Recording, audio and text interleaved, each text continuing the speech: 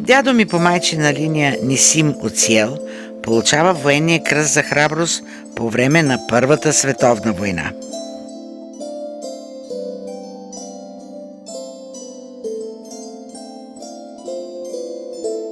Той е роден в село Калище, където е бил бакалин.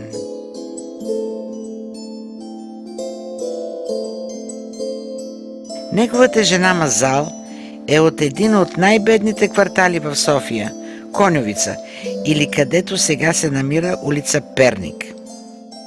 Там именно всички говореха на ладино или, както българите го наричаха, шпаньолски.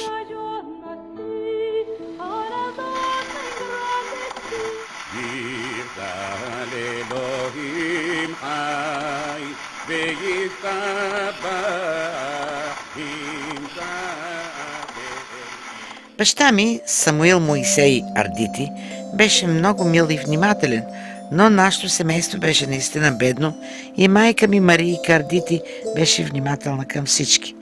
Една от приятелките й беше циганка, а имаше за приятелки много туркини, кадъни. Ние сме сефарадски евреи. Нашите предци са дошли от Испания и са живяли на Балканите стотици години.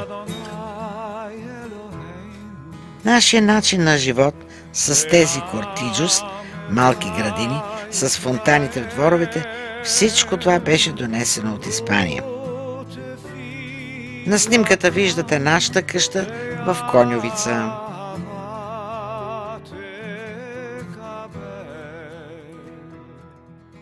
Аз съм родена през 1929 година, единствено дете на моите родители, и макар че нямаха пари, те се опитваха да ме глезат колкото се може повече. Например, когато казах, че искам цигулка, баща ми си продаде венчалната хълка, за да ми купи цигулка. И тук съм с Нисо Бембасад, първото ми гадже. Толкова си падах по него. Винаги ходех на еврейското лятно училище.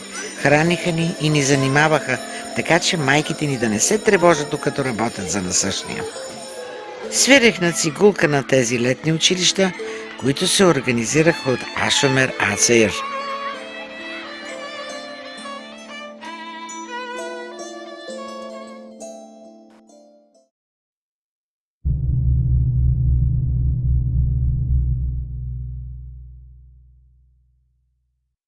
Спомням си веднъж, тъкмо преди изгонването ни от София, че чух нещо за антисемитите.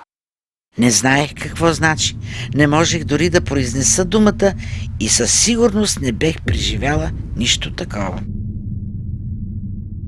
Един ден баща ми си дойде и хвърли някакви жълти копчета на пода. Майка ми и аз попитахме, какво е това?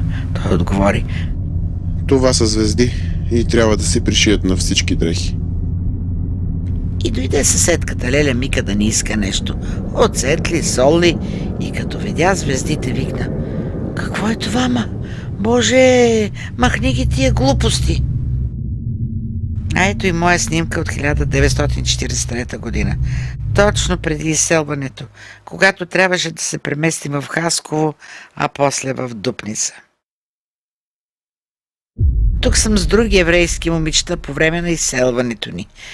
Евреите трябваше да се редат за 2 канчета водниста супа на ден. Баща ми беше пратен в трудовите бригади.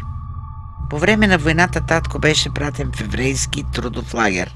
Някои командири са били човечни, а други ужасни. Последния път, когато татко се върна, го бяха били жестоко. Пристигнал с влака в 3 през нощта, но стоял на прага и не се обадил до 6 сутринта, за да не ни събуди.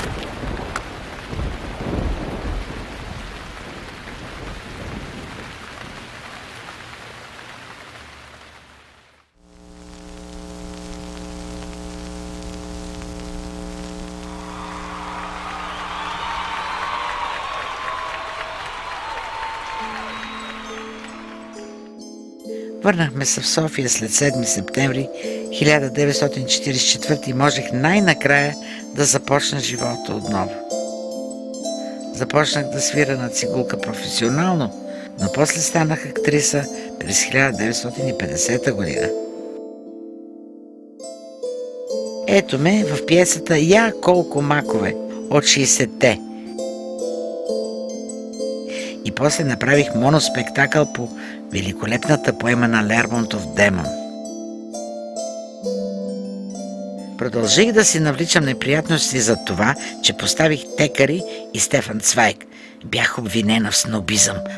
Такива идиоти.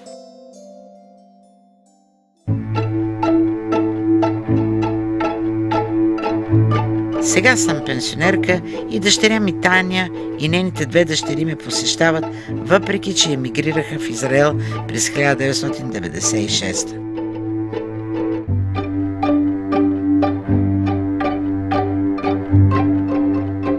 Като се обърна назад и погледна начина, по който съм виждала българското общество като дете, пък дори и днес си казвам: въпреки че не сме настигнали икономически другите страни, едно нещо тук е много силно. Разбираме се добре един с друг.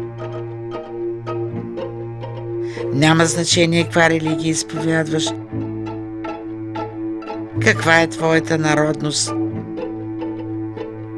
Ние винаги сме били на кръстопът и все още сме. И на този кръстопът изглежда, че се уважаваме един друг.